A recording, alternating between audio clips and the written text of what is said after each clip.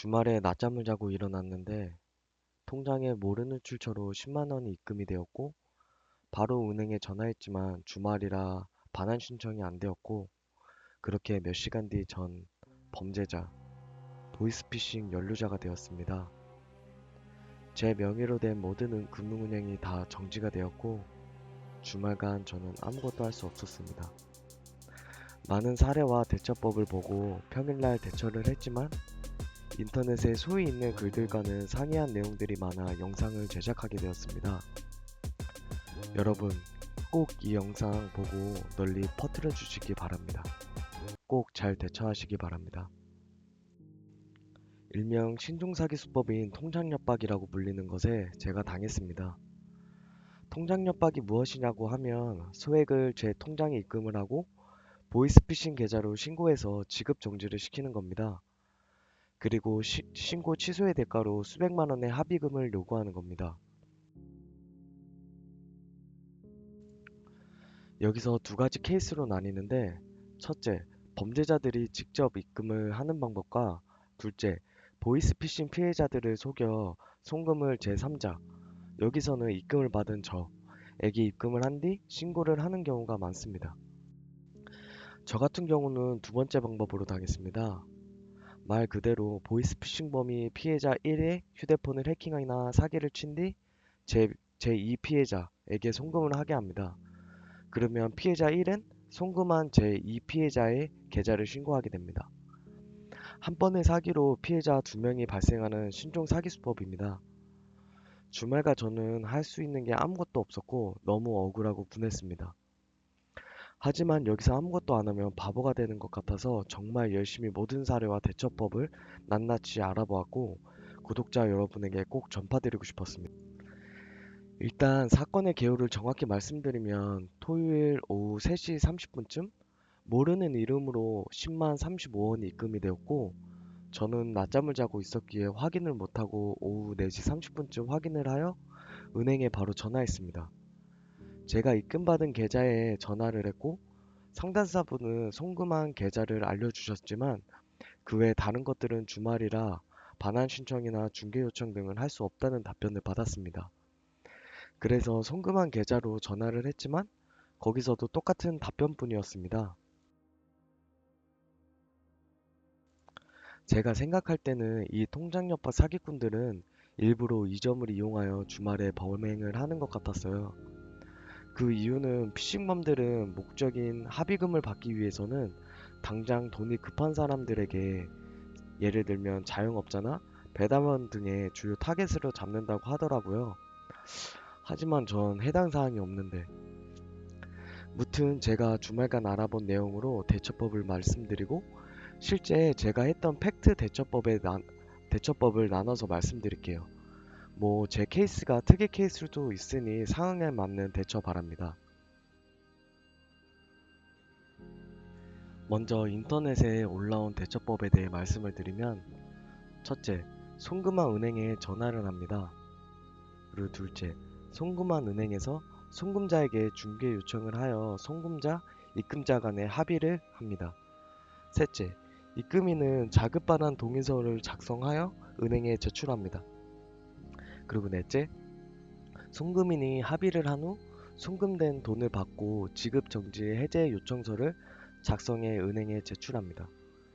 그리고 다섯째, 합의가 끝나고 은행에서 모든 처리가 끝나면 계좌 지급 정지 해제 사실 확인서를 지급받아 나머지 거래된 은행에 각각 제출해야 합니다. 이게 제가 주말간 밤새면서 조사한 내용들이었고 저는 평일 9시에 바로 저에게 송금했던 은행으로 전화를 했고 사고 신고 상담사분은 저에게 입금을 받은 은행으로 가라고 하는 겁니다.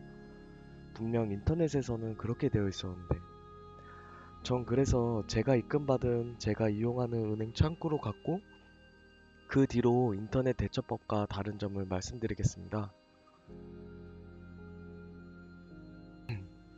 첫째, 입금을 받은 제 명의의 은행 창구로 간다. 둘째, 입금받은 은행 창구에서 사고 개요를 설명드리고 난 정말 모르는 돈이고 반환을 꼭 하고 싶다고 어필을 한다. 셋째, 창구에서는 송금을 한 분을 찾아 전화를 걸며 중개 요청을 한다. 참고로 저에게는 송금자의 어떠한 것들을 알려줄 수 없다고 해요. 그리고 넷째, 송금인이 전화를 받았고 그 후 입금자가 반환을 하고 싶다고 말을 전달을 하셨고, 다섯째, 송금자와 입금자가 동시에 입금을 받을 수 있는 은행에서 거래를 합니다. 그리고 여섯째, 저 같은 경우에는 모든 거래가 정지가 되었었고, 그렇기 때문에 계좌 이체도 못하는 상황이었고, 다행히도 10만 원을 현금으로 빌릴 수 있었습니다. 그리고 송금을 한 분은 아예 핸드폰이 해킹당해서 그분도 모든 계좌가 막히고 정지가 되어 있어서 은행에 가서 현금으로 인출을 받는 방법으로 진행을 했습니다. 그리고 마지막으로 은행 창구에서 은행원 분에게 제가 현금을 드리고 송금인이 있는 은행으로 이체를 한 후 그쪽 은행에서는 그 돈을 뽑아서 직접 송금인에게 전달을 해주었고, 그 뒤 송금인은 지급정지 해제 요청서를 작성하여 제출을 하였고, 몇 분 뒤 저의 모든 계좌는 정상 거래가 가능했습니다. 이렇게 저는 그나마 운이 좋다고 해야 될지는 몰라도 송금자와 원활한 합의가 이뤄졌습니다. 만약 합의가 이뤄지지 않았을 때 내용은 뒤에 영상에 있습니다.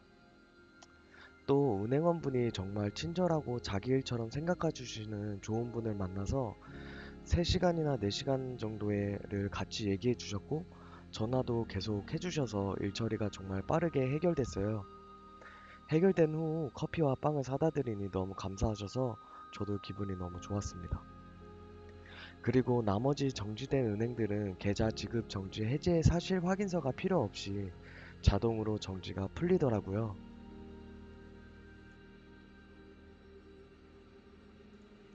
또 처음에는 송금자가 전화를 받지 않아가지고 제가 이의 신청서를 제출한다고 말씀드리니, 이 경우도 제가 협박을 받는 내용이 있어야 하며 보통은 송금을 보낸 피해자가 작성을 하는 거라고 말씀을 하시더라고요.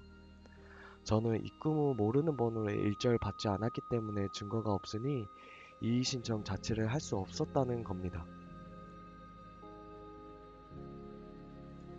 만약 최악의 경우인 송금자와 연락이 안 되고 합의가 안 되는 경우 대처법으로는 두 가지 케이스가 있습니다. 첫째, 이의 신청서를 작성하는 겁니다. 이 경우는 최소 17일에서 2주에서 3주 정도 소요됩니다. 이 신청이 받아들여지면 채권 소멸 절차 종료 통지서가 발송되며 지급 정지 및 저응자 금융 제한이 풀립니다. 이의 신청 작성 팁은 먼저 협박을 받은 내용이 있으면 모든 내용을 캡처나 녹음을 꼭 해야 하고 그 내용을 첨부하여 보냅니다.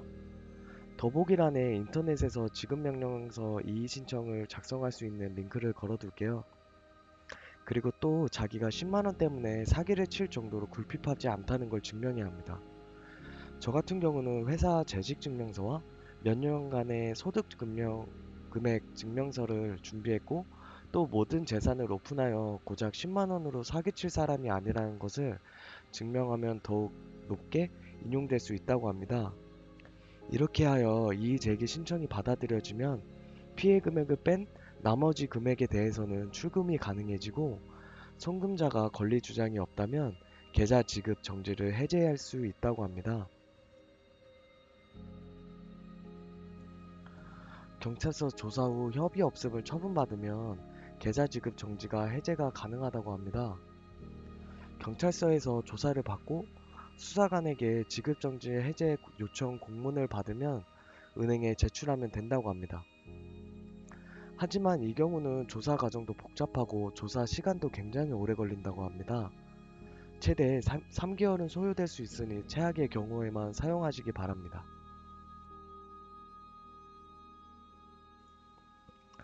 먼저 알아야 될 게, 이 신중사기인 통장 협박은 제가 막을 길이 없어요.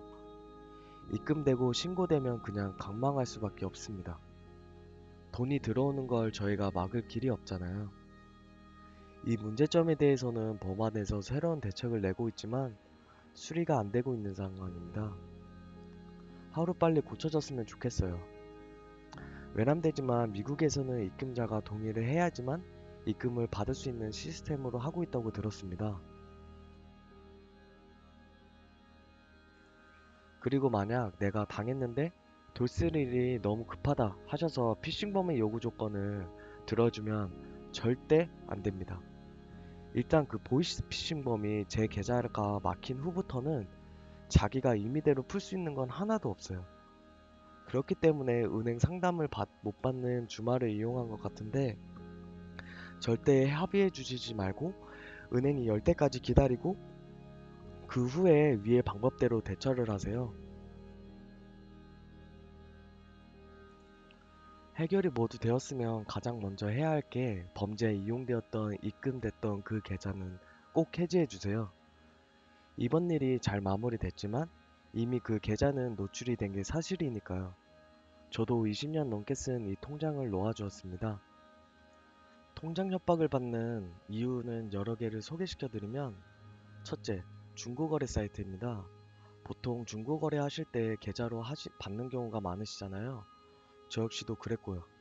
앞으로는 현금으로 받는 방법을 택하려고요. 그리고 둘째, 계좌가 공개된 자영업자입니다.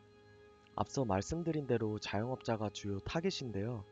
당장 입출금이 많고 계좌도 오픈된 경우가 많으니 어쩔 수 없는 안타까운 상황인 것 같아요. 그리고 셋째, 개인정보 유출입니다. 믿음이 가지 않는 사이트에는 애초에 가입을 안 하시는 게 좋아요. 그리고 마지막으로 불법 도박 사이트.